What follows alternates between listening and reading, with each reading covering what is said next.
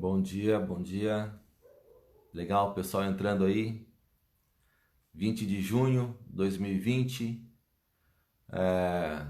inverno, temperatura ambiente 20 graus. Enquanto o pessoal entra, a gente vai dando o, a realidade do momento.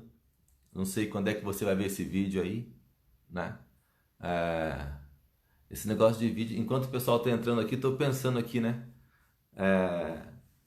Muito interessante ter um registro, né? Às vezes a gente não sabe muito o contexto de quando foi, né?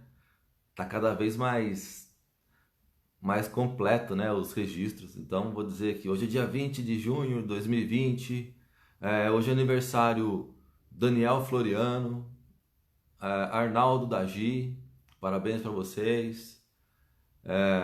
Tô falando de Jacareí, o melhor bairro de São José dos Campos. E enquanto o pessoal tá entrando, é esse o contexto. Olha que coisa interessante, né?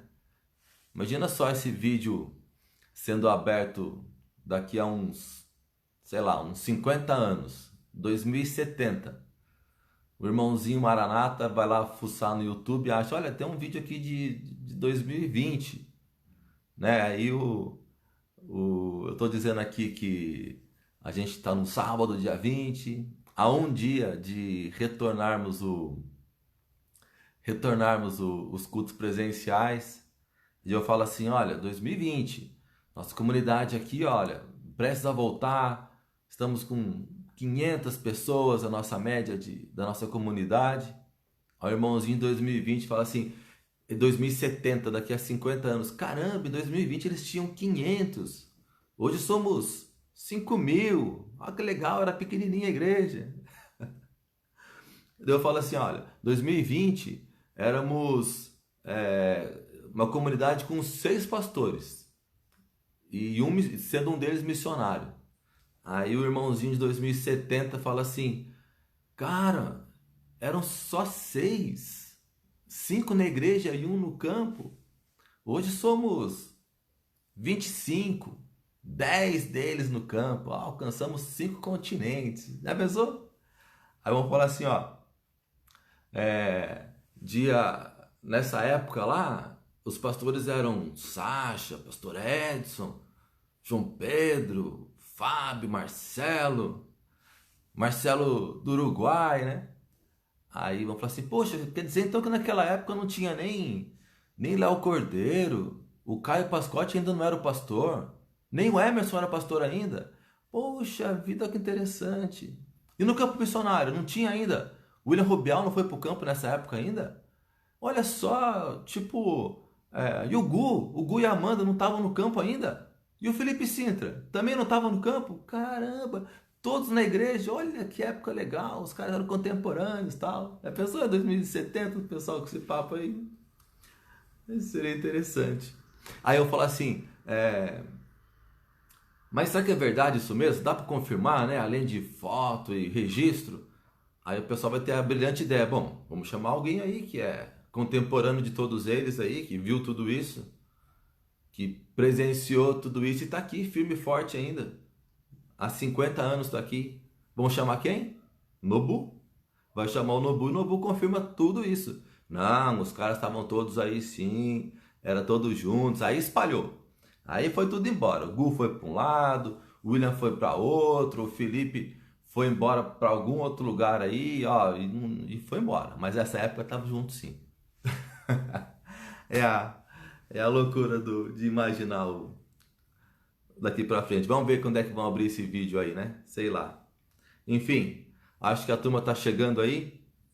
Já dei o meu bom dia, meu contexto de 2020, esperando como se fosse uma cápsula do tempo aqui, ver se alguém lá na frente abre e vai saber como é que tá a nossa realidade de 2020, né? Meio a pandemia, e a gente está com esses devocionais online, né? São as famosas lives, né? Famosas lives, né? Que virou a moda de 2020. E a gente está aqui para poder fazer um devocional. Tá dando início aí, o pessoal já chegou. E Eu queria dizer que essas lives nunca estiveram no meu objetivo de igreja, não, sabe? Fui convidado, o pastor Sacha me deu a oportunidade e eu pensei, puxa, mas fazer uma live vai atropelar alguns desejos que eu tinha antes, né? Eu tinha umas etapas que eu precisava cumprir na igreja antes de fazer uma live, né? Bem mais simples, mais modestas, né? Assim, eu sempre tive o sonho de, sei lá, tocar a sirene do intervalo, acionar aquela sirene berrando, pra todo mundo ficar olhando feio pra você. Era um desejo meu. Outro desejo era estacionar o carro na garagem, em frente à casa do Maurão. Aquela vaga coberta lá. Eu sempre quis fazer isso também, mas não deu. Mas o meu sonho mesmo, antes de fazer uma live, era usar aquele microfoninho ó, dos pastores, ó, aquele que fica quase invisível, assim, ó, aquilo ali era o meu desejo. Aí veio o Sacha e me chama pra live, aí eu tive que cortar esses desejos aí e fazer, e mudar minhas prioridades, ó. Então eu já nem quero mais mexer com esse negócio de sirene, de microfone, eu já tô satisfeito aqui. Ok? Vamos lá então, irmãos? Já deu tempo do pessoal chegar e a gente vai dar início aqui no texto que eu preparei para hoje. Eu espero que seja uma bênção para você, como foi para mim. E a gente vai orar para a gente poder começar. Vamos orar? Deus de amor, obrigado, Senhor, pela oportunidade, pelo dia, mais um dia que o Senhor está nos dando. E a nossa oração, ó Pai, é que no dia de hoje a gente viva para a Tua glória. E que se o Senhor não voltar, ó Pai, que a gente possa cumprir aquilo que o Senhor determinou para a gente. Obrigado por tanto cuidado, tanto amor. E obrigado porque o Senhor está sempre conosco. Nossa oração é de gratidão, ó Pai. E em nome de Jesus nós oramos. Amém. Ok, pessoal. O texto de hoje eu vou querer compartilhar com os irmãos um texto de Lucas 5, de 1 a 7. É um texto bem conhecido, né? Nós estamos vivendo o tema da nossa igreja desse ano é ser e fazer discípulos, e eu pensei no tema da igreja para poder compartilhar o devocional de hoje e na vida de Pedro, né? Um episódio muito conhecido, um episódio muito pregado e não por isso que é cheio de aplicações e de vida prática cristã, bem a calhar aquilo que a gente está passando hoje, né? Uma necessidade de reconhecermos na Escritura que Deus persiste com a gente, que Deus tem o melhor para a gente, que Deus tem amor pelos seus filhos e Ele cuida, né? Então nesse episódio aqui a gente vai falar um pouquinho de como Pedro estava e como foi a ação de Deus na vida dele. Conforme eu for destacando alguns pontos, a gente vai fazendo a leitura do texto, né? Eu não vou ler o texto de uma vez, eu vou destacando aqui alguns pontos e a gente vai lendo conforme for sendo o destaque, ok? O cenário era esse, né? O cenário era Jesus fazendo a parte dele de ensinar a multidão. Ele estava no meio do ministério dele, ele estava pregando o novo reino e Pedro fazia o papel dele de pescador. Então o cenário é esse: Jesus encontra Pedro e Pedro ele está no final de uma jornada diária de trabalho, na verdade noturna de trabalho, e Pedro encontra-se numa crise, né? Pedro era um pescador, era o ofício dele, era a profissão dele, o ganha-pão dele, e Pedro estava em meio a uma crise profissional. Vamos lá ver o texto? Os versos de 1 a 3. Certo dia, Jesus estava perto do lago de Genezaré e uma multidão comprimia de todos os lados para ouvir a palavra de Deus. Viu à beira do lago 2 barcos deixados ali pelos pescadores, que estavam lavando as suas redes. Entrou num dos barcos, o que pertencia a Simão, e pediu-lhe que o afastasse um pouco da praia. Então sentou-se e do barco ensinava o povo. Essa primeira parte aqui, Pedro é narrado uma situação de uma crise profissional, uma crise financeira, né? O texto é bem claro quando ele fala que Pedro estava lavando as redes, né? Eu não sou um pescador, né? Mas já pude estar na beira de uma praia para ver um barco de pesca chegando, e o lavar as redes era uma situação, era uma rotina, Era uma obrigação do pescador, na volta da pesca, fazer esse ritual de limpeza de rede. Quando você pesca, a rede não vem só com peixe, ela vem com muita sujeira, né? Detritos ali que você precisa deixar a rede em condições de um novo uso. E se você não faz no momento pós-pesca, ele compromete a sua rede e seu material de trabalho. Então Pedro estava fazendo esse ritual, né, imagina só a cena, Pedro lavando as redes e num contato visual com o seu barco, seu também instrumento de trabalho. O barco, diz o texto, que estava vazio, né? O barco seria ali onde se esperava um barco lotado de peixe, de mercadoria. O barco estava vazio e ele lavando as redes. Pedro estava ali vivendo um momento em que ele, enquanto lavava, se imagina a cabeça de Pedro, lavando as redes, cansado, fadigado. A pesca, irmãos, profissional daquela época não tem nada a ver com aquilo que você pensa de pesca num pesqueiro. Não tem o conforto, não tem a sua cadeirinha, não tem um som, não tem um cafezinho do lado, não tem essa mordomia. É uma pesca bruta, é uma pesca que exige do seu corpo, exige técnica. Você fica fadigado de fazer aquilo. Então Pedro, cansado pelo o contato visual do barco vazio e você lavando as suas redes. Esse era o cenário de Pedro quando Jesus o abordou. A crise profissional era o ponto que foi encontrado Pedro. Não só a crise profissional, eu vou destacar aqui um segundo ponto, era o desânimo profissional, que é diferente, né? Uma crise profissional não é igual a um desânimo profissional. Às vezes você pode estar numa situação em que vivendo uma crise financeira, né? Uma crise econômica, porém o seu ânimo não foi alterado. Você está ainda assim com toda a situação adversa, você não foi abatido pelo desânimo, né? E você consegue continuar, persistir como se nada tivesse acontecido. Você está bem emocionalmente. Só que o texto, no versículo 5, ele vai falar o seguinte: Simão respondeu: Mestre, esforçamo-nos a noite inteira e não pegamos nada. Vamos parar na parte A só aqui. Nos esforçamos a noite inteira e não pegamos nada. Irmãos, essa é uma frase que vai caracterizar a situação emocional de Pedro. O ânimo de Pedro. Não bastasse a crise financeira, agora ele estava desanimado. É bem justificável isso. Foi uma noite inteira de pesca. Foi uma noite inteira de esforço físico, sem nenhum resultado. Não é difícil entender. Você consegue até, talvez, imaginar, visualizar o semblante de Pedro respondendo para Jesus. Foi a noite inteira.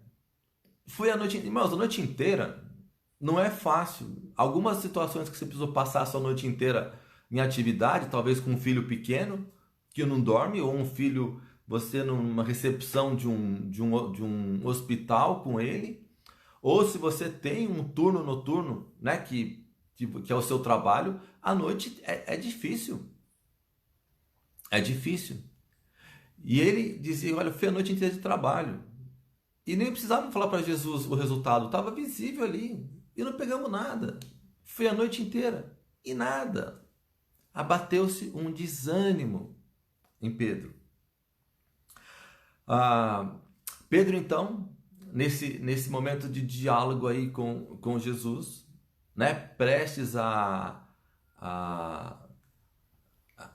receber o retorno, né, do mestre naquela conversa. Sabe aquela conversa em que você tá ali, você tá na expectativa de qualquer hora vai vir alguma coisa, sempre vem coisa boa, sempre vem coisa boa.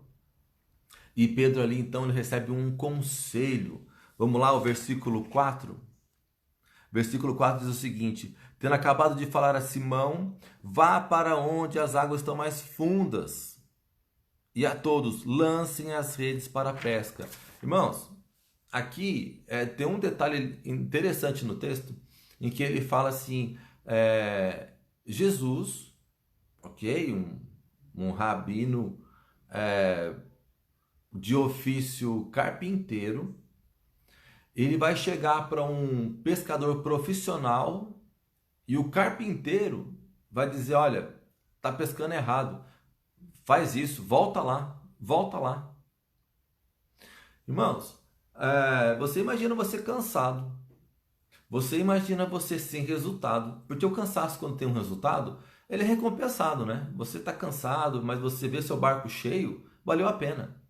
Mas você já estava um pescador lavando as redes? Você acha que naquela época já não tinha as pessoas, os corneteiros de plantão, ou os donos das boas dicas, né? Para não chamar de palpiteiro, a olhar aquela rede lá estendida, sendo lavada, sem nenhum resultado? Você acha que não passava por pessoas e falavam assim: puxa, mas você fez errado, devia ter feito aquilo. Se você fizesse aquilo, daria certo. Deu errado por causa disso. O seu barco é assim, a marca da sua rede é assado. Não presta, faz isso, faz aquilo. Você imagina você lavando aquela rede e você cheio de bons palpites dos amigos, ou os corneteiros mesmo. Não é fácil. Mas Jesus, o carpinteiro, ele deu uma instrução para Pedro. Irmãos, alguém com o temperamento de Pedro acatar uma instrução numa situação daquela é intervenção divina. Não tem outra palavra. E aí eu quero deixar aqui para vocês uma aplicação para nós, não pescadores, né? Não pescadores. Acho que aqui não tem nenhum pescador profissional, né? Temos uns metidos a pescadores, mas profissional não. Irmãos, o poder do aconselhamento. O poder de quando se abre a palavra de Deus e quando vem um conselho.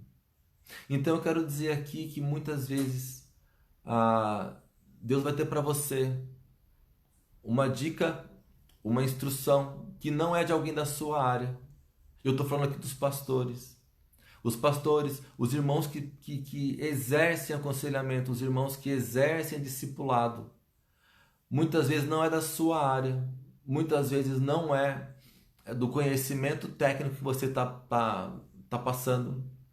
Mas, irmãos, com o poder da palavra, direcionado por Deus, vão aplicar princípios bíblicos que são iguais para todos. O poder do aconselhamento bíblico, o poder de você colocar num âmbito espiritual os seus afazeres aqui terrenos. Não despreze o ensinamento desses irmãos. Pedro não desprezou. Pedro não questionou se Jesus era um carpinteiro e entendia nada de pesca. Pedro obedeceu.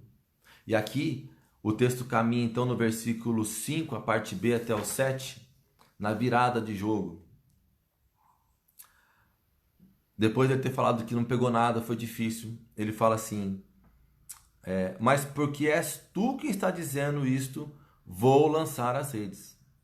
Quando fizeram, pegaram tal quantidade de peixes que as redes começaram a rasgar-se. Então fizeram sinais a seus companheiros do outro barco para que viessem ajudá-los. E eles vieram e encheram ambos os barcos, ao ponto de começarem a afundar. Irmãos, essa parte do texto aqui, certamente a que mais me chamou a atenção.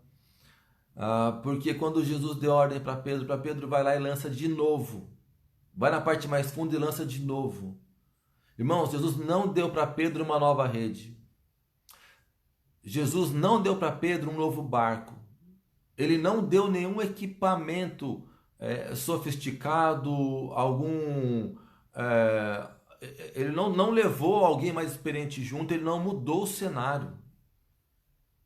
Ele simplesmente mandou fazer a repetição da rotina. Vai lá e faça o que você sempre fez. Vai lá, faça o seu ritual de preparar a rede, de armar a rede, de lançar a rede, puxar a rede.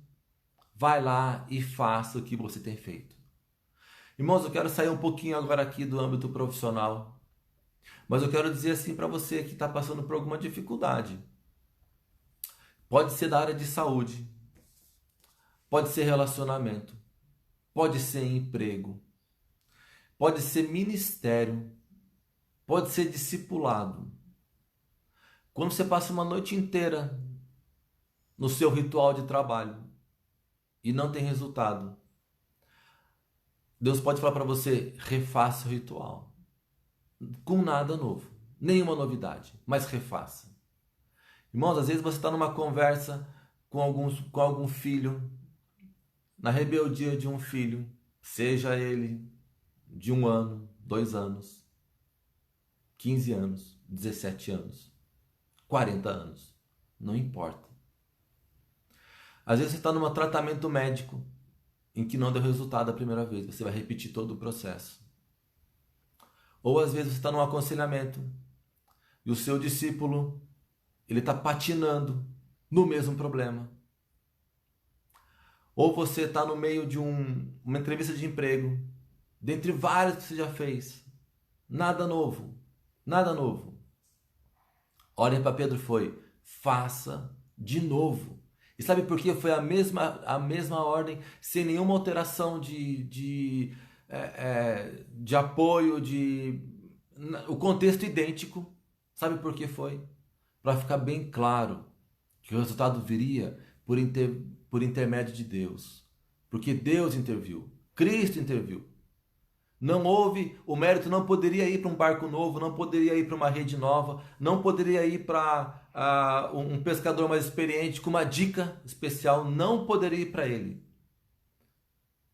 O valor tinha que ser para Cristo, porque Ele fez a diferença, Ele deu resultado, irmãos.